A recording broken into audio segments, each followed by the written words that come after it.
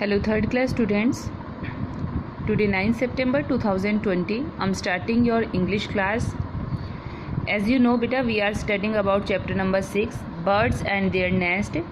कल हमने पढ़ा था कि डोली शर्मन और जो गेन है, जो गेन का घर है उससे अगला ही घर जॉर्ज अंकल का है। तो वो जॉर्ज अंकल के घर जाते हैं और देखते हैं कि जॉर्ज अंकल कुछ उनकी बुक्स फैली हुई हैं और वो पढ़ रहे हैं। जॉर्ज अंकल उन्हें बताते हैं कि वो एक ऑर्निथोलॉजिस्ट हैं, यानी कि पक्षियों के बारे में पढ़ाई करते हैं। तो जॉर्ज बताएगा कि वो उन्हें बर्ड्स के जो नेस्ट होता है, घोंसला होता है, उनके बारे में बताएंगे। तो डॉली को तो बड़ा इंटरेस्टिंग लगता है, लेकिन शर्मन कहता है कि घोंसले में ऐसा क्या इंटरेस्टिंग है, क्योंकि घोंसले तो हम लोगों ने खूब देखे हुए हैं। तो कुछ नई चीज़ अगर आप बताते तो हमें ज़्यादा मज़ा आता। अब मिस्टर जॉर्ज कहते हैं कि हाँ, हम लोगों ने बहुत बार घोंसले देखे हैं। अपने घरों के पास में पेड़ होते हैं या घर में कहीं कोई जगह होती है, वहाँ पर चिड़िया घोंसले बना लेती है। देखिए आगे पेज नंबर है ये आपका 33।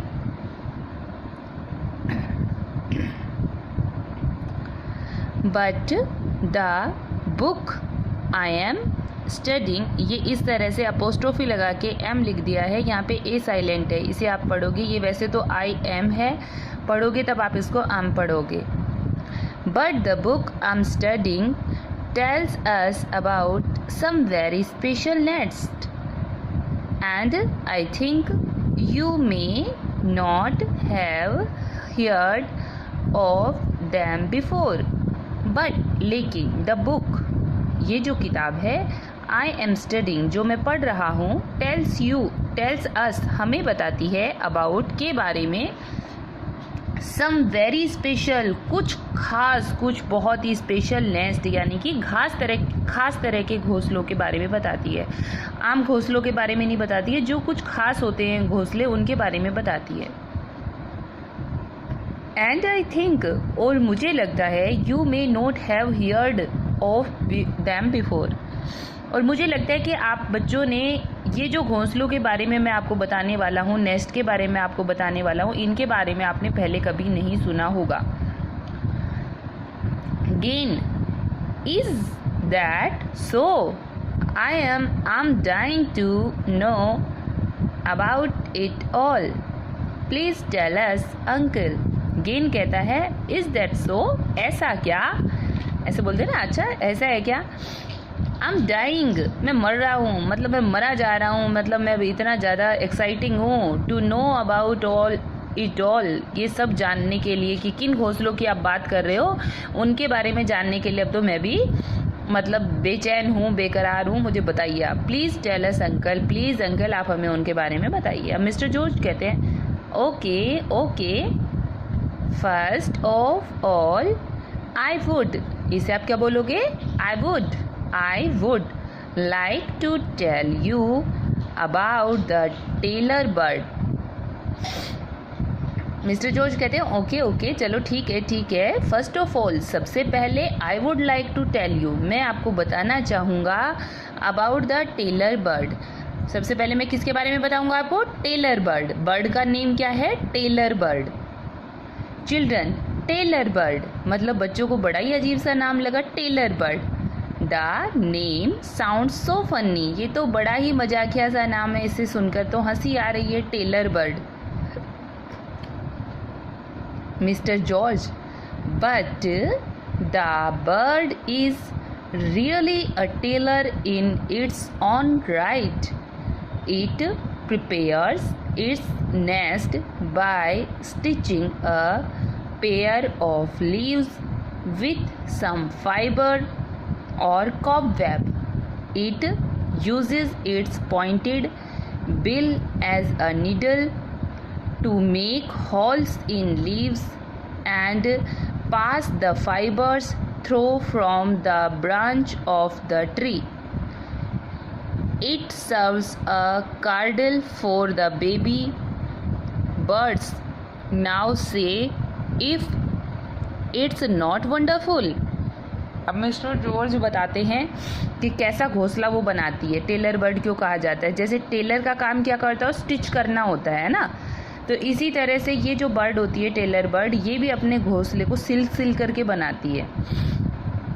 But the bird is really a tailor in its on right, लेकिन ये बर्ड सच में ही एक टेलर होती है।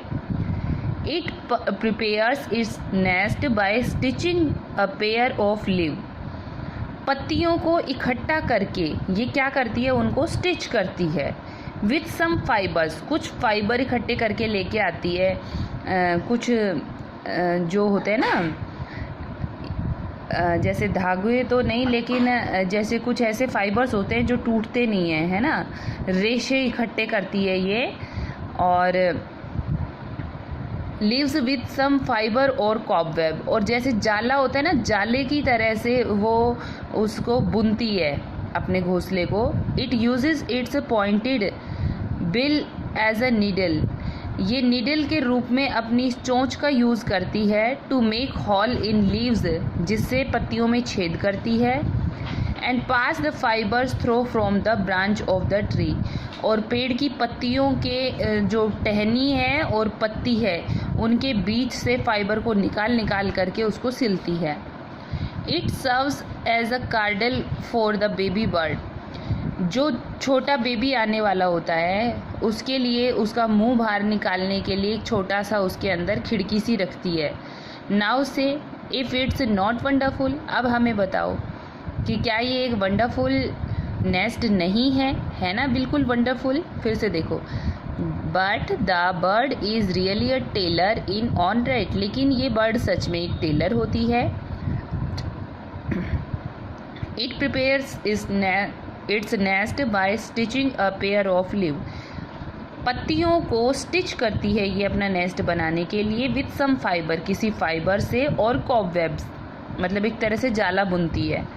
It uses its pointed bill as a needle to make hole in leaves, अपनी चोंच का यूज़ करके वो क्या करती है, जो पत्तियां हैं उनमें छेद करती है और फाइबर को पास करती है। Throw from the branch and the tree. It serves as a cradle for the baby bird, और बेबी बर्ड के लिए वो क्या करती है, घोंसला तैयार करती है। उसमें एक छोटा सा उसका गेट रखती है जिसमें से बच्चा भी बाहर देख सकता है। और ठीक है, नाउ से इफ़ इट्स नॉट वंडरफुल, अब बताओ कि क्या ये एक वंडरफुल बर्ड नहीं है? ठीक है, इससे आगे कल पढ़ेंगे। आज के लिए इतना ही। तो आप लोग भी ऐसे कोई वंडरफुल अगर बर्ड्स के बारे में आप जानते हो तो आप उनके बारे में पता लगाइएगा। ठीक है, अगर आपको टेलर बर्ड का कहीं घोंसला देखने को मिले तो ज़रूर देखिएगा। Okay students, so thank you, bye, have nice day.